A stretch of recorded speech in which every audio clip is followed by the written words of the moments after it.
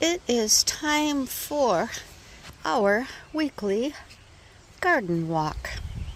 So let's take a look over here. So now this is the hosta bed that I just put in last year. I moved these hostas from another spot in the yard where it was just too sunny for them. It was too hot. They weren't happy.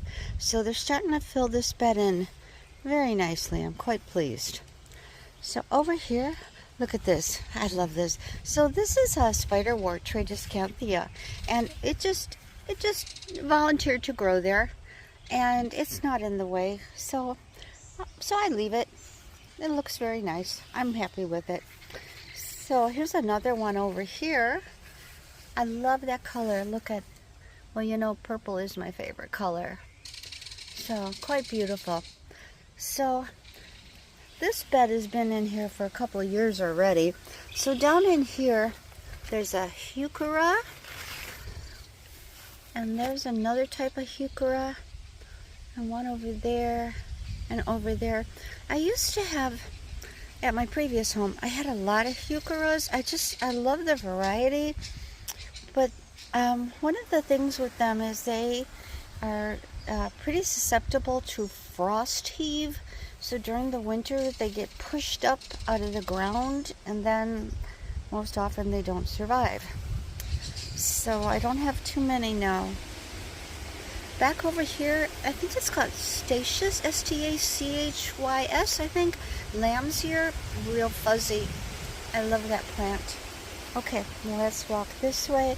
There's some columbine that's done blooming now. And this is a Sweet William. I just love Sweet William. It was here when I moved in, and it's a favorite plant of mine. It's not a native. Not everything I have is native, but I think Sweet Williams, they make me happy. This plant, I have no idea what it is, but it was here when I moved in, and so out of respect for the previous owners, I left it. Go head on down to the native plant garden, and I'm going to try to move this all very slowly. I know it's hard to do. I tend to want to move too quickly, and I know that can be really hard on the eyes when you're watching this. So let's head down this way. I'm going to go past the fountain's not bubbling right now. It is a solar fountain. So let's go down here. Okay, so now look at the sage here. We looked at this last time. This is native sage. I really like it. It can be very aggressive though. I'll be pulling some of it out because it's getting to be a bit much. But look down in here. We've got some cinquefoil potentilla. Look at that. Isn't it beautiful? Yeah, I think it's so pretty. Such a pretty flower.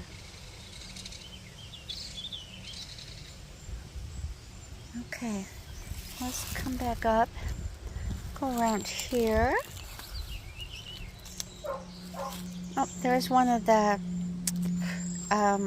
Monarda bradburnium.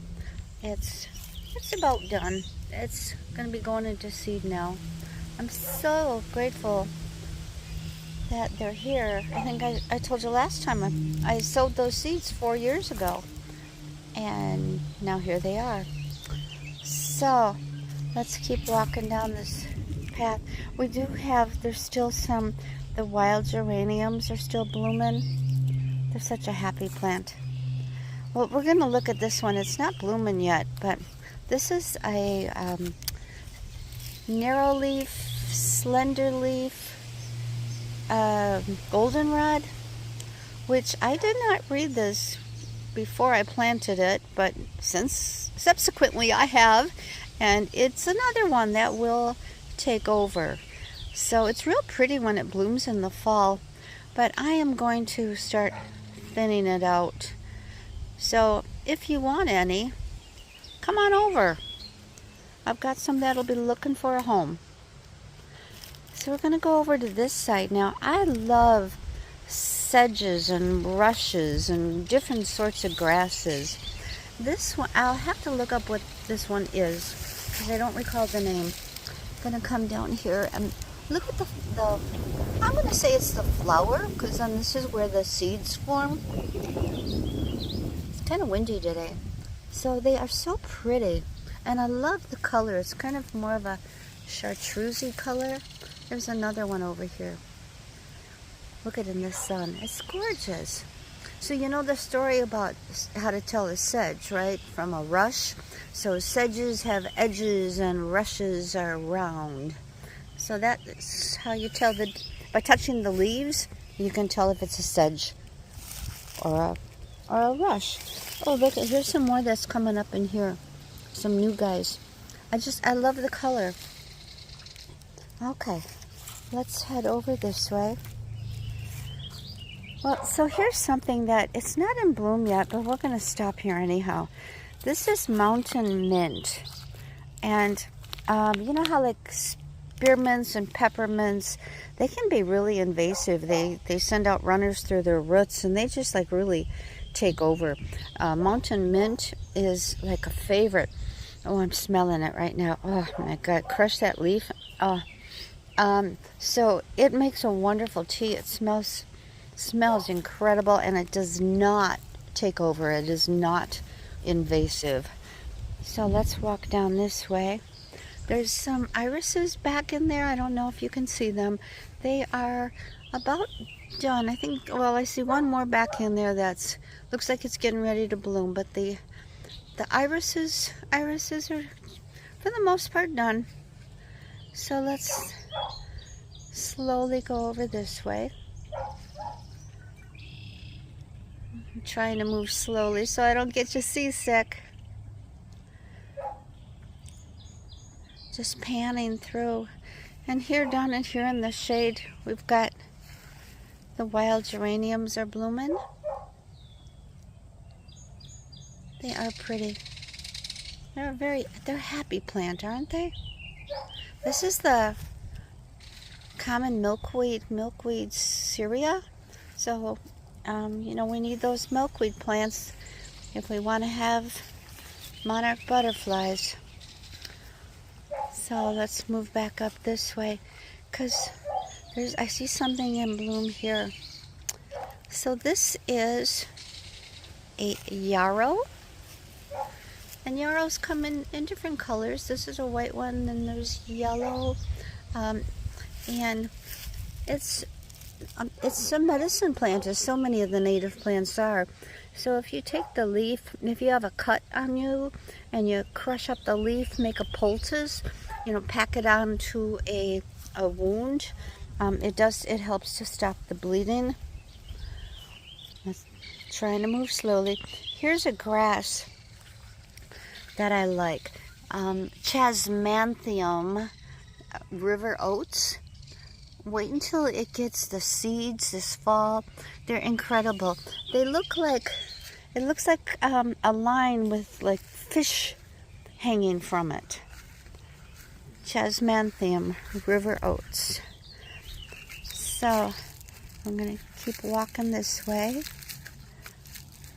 Mostly green right now, huh? Not a lot blooming, but it's pretty.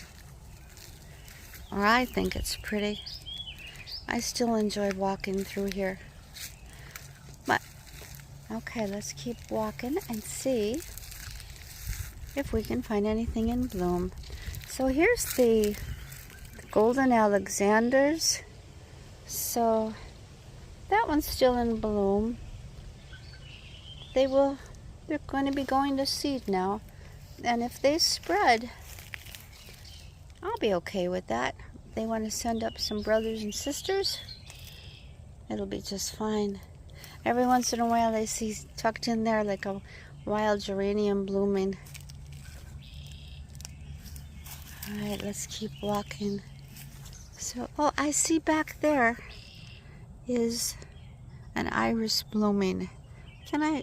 I don't know how to see it. There, can you see it? Yeah. Alright. I walked through here this morning and I didn't see that. The garden is full of surprises all the time. All right. Again, I'm trying to walk slowly. I apologize if it's not slow enough. Oh, we talked last week about New Jersey tea, and it is getting ready to bloom. Getting closer. Look at, yeah, starting to get the little flowers on it. So hopefully next week when we come in and look, hopefully next week it'll be in bloom. All right, let's go this way. Oh, back over here, look at this stately gentleman. So that is Joe Pye. Joe Pye, it's good to see you. And there's another one back there in front of that bush, in front of that dogwood. There's another Joe Pye. So nice to have. And down here, up, they're closed up now. But this is where the harebells were. Well, they're still there. They're just dried up, right? They're just gone to seed. All right, so moving through the garden. So many birds. Oh, I see we've got, again, not in bloom. And I know this is supposed to be about what's blooming.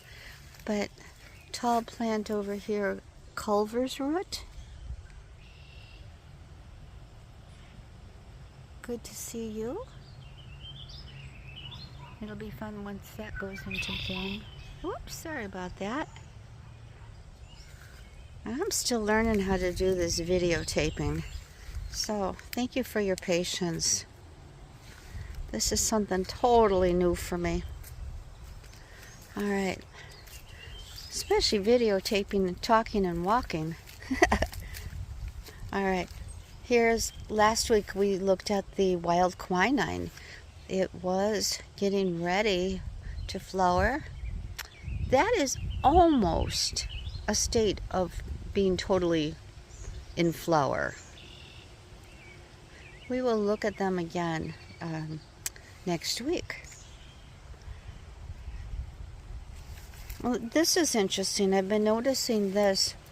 So I have a lot of bone set in my garden, and something has been nibbling on them. For whatever reason, they like the bone set.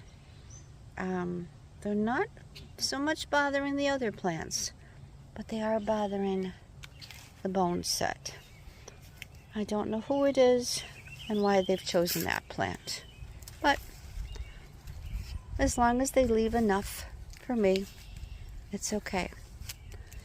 Let's up here is the 9 bark, and when we looked last week it was all in bloom.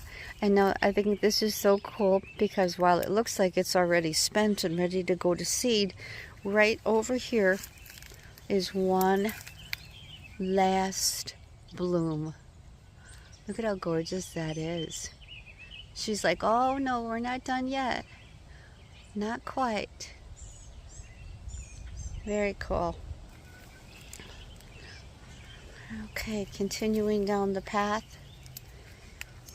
And we saw this last week, the downy phlox.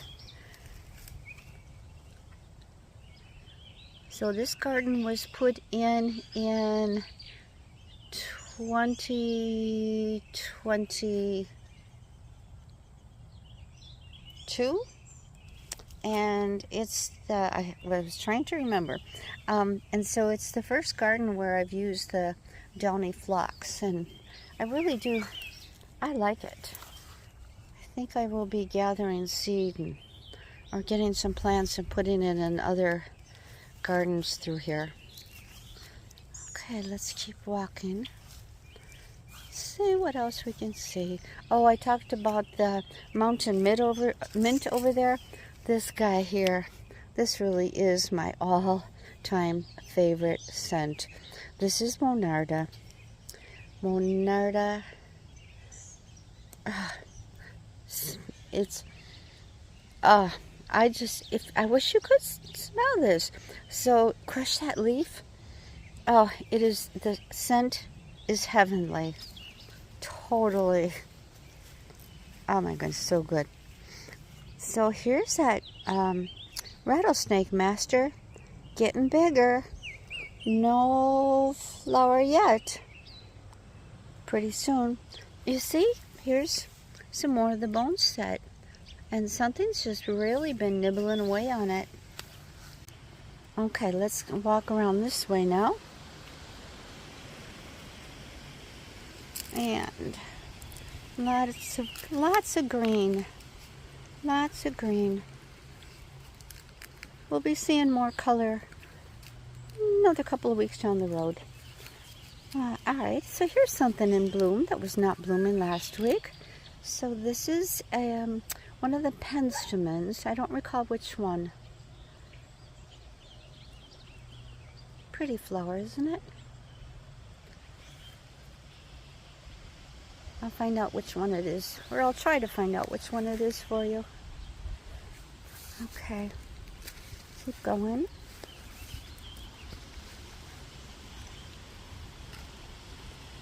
I don't see anything else over here blooming.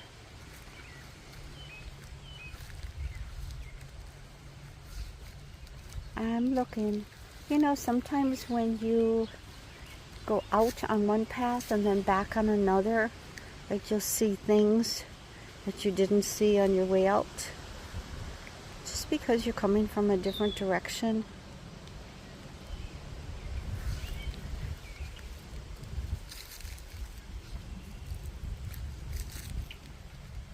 All right, well, we're heading back now, back to where we came in. So thank you for walking the garden with me. We'll check it out next week, and we'll see what's blooming then.